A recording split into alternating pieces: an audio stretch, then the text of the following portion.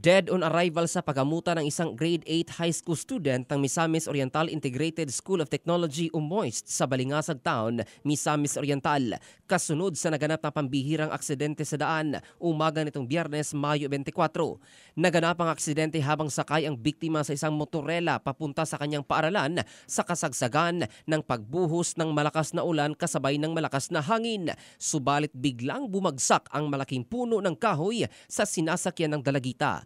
Kinilala ni Captain Enrique Francisco Dungog, Chief of Police ng Balingasag Municipal Police Station ang biktima na si Princess Colleen Tadlas, residente ng Barangay Binitinan.